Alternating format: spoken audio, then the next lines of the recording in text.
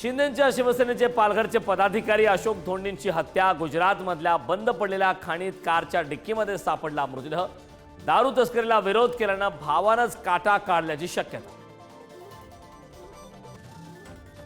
अजित पवारांनंतर भगवानगडाचे नामदेव शास्त्री धनंजय मुंडेंच्या भक्कमपणे पाठीशी, राजीनामा घेतला जाणार नसल्याची चर्चा, तर नामदेव शास्त्रींची भूमिका चुकीची, आव्हाडांची खंत।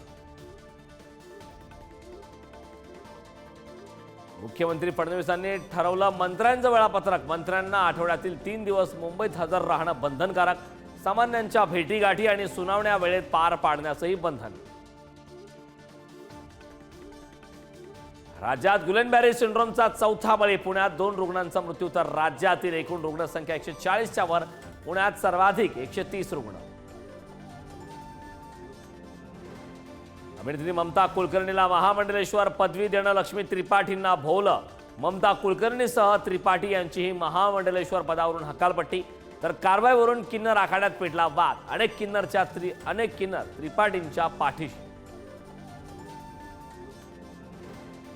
सोनिया गांधींकडून राष्ट्रपती मुर्मूंचा बिचारी महिला असा उल्लेख, सोनिया गांधींच्या विधानामुळे राजकारण तापलं, हा तर समस्त आदिवासी समाजाचा अपमान, पंतप्रधान मोदींचा हल्लाबोल।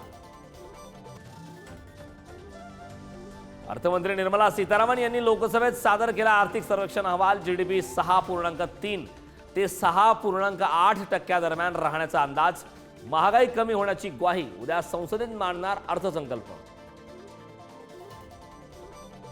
भारत इंग्लंड चौथ्या T20चा सामना पाहण्यासाठी पुणेकरांची झुंबड, धोनीच्या MCA स्टेडियमवर रंगतोय सामना, भारताचे 4 विकेट्स।